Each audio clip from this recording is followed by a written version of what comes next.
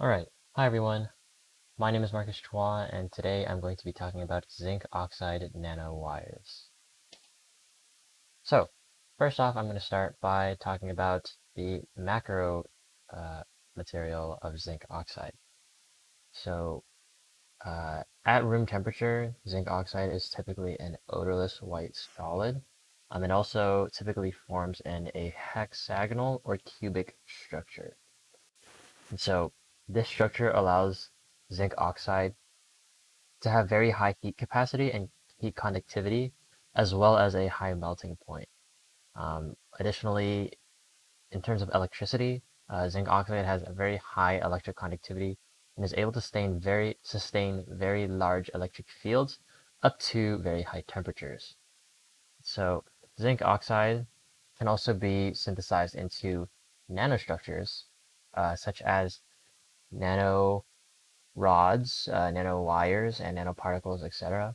And so zinc oxide nanowires are most often used as a semiconductor because of the high electric conductivity that I mentioned earlier.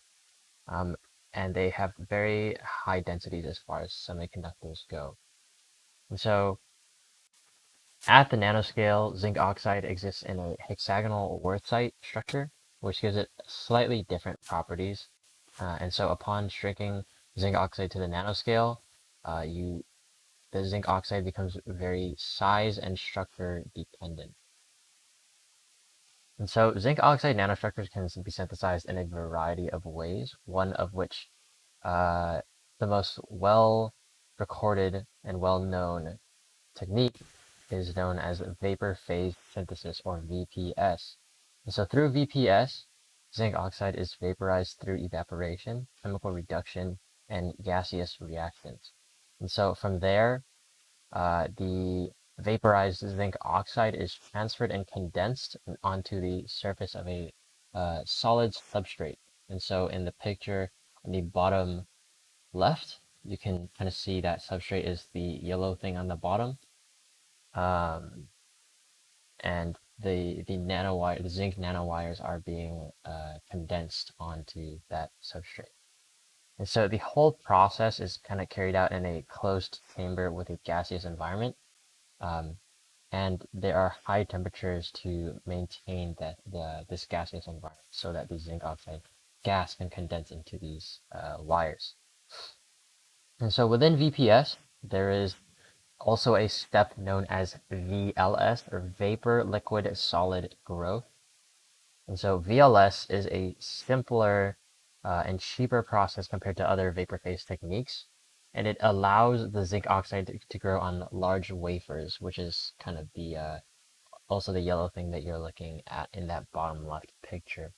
And so within VLS, there are nano-sized liquid metal droplets, which is the L in VLS is a liquid. And so these nano-sized liquid metal droplets could be like gold or copper or nickel, or tin. So in the picture, you're seeing copper droplets. Uh, and so these droplets are used as catalysts. And so the catalysts allow the nano-sized crystalline zinc oxide rods to kind of form in between the catalyst and um, the substrate wafer, and it kind of speeds up the reaction, as that's what a catalyst is capable of. Right, so the synthesis of zinc oxide nanowires through vapor pressure synthesis can be kind of analogous to the condensation of water. And so in the atmosphere, there are many dust particles floating around, which is kind of like how the metal nanoparticles are used as catalysts.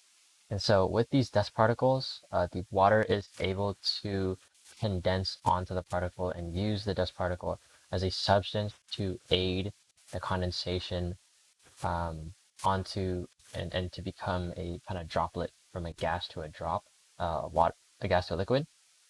And so this is without the dust, there is not really anything for the water to form on. So the water does need that dust to serve as something to condense onto. And so similarly in vapor phase synthesis, the zinc oxide nanowires and the zinc oxide gas typically uses a metal nanoparticle as a catalyst so that the zinc oxide will condense onto that metal nanoparticle.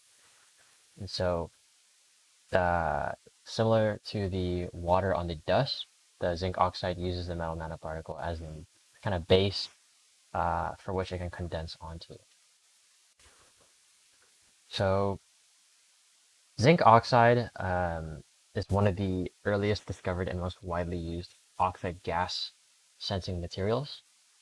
So it functions as a kind of sensor for gas and is very gas sensitive due to its very high electrical conductivity that can be dramatically affected and increased or decreased based on the absorption or desorption of gas molecules on its surface. So these zinc oxide nanostructures are very sensitive and selective due to their very high aspect ratio, and they have a large surface area because they are nano-sized, which makes them very ideal to be with like gas sensors. And so this picture on the bottom left is a picture of a zinc oxide nanowires being used to detect nitrogen gas. Additionally, zinc oxide can detect more than just gas sensors, so they can serve as biosensors as well.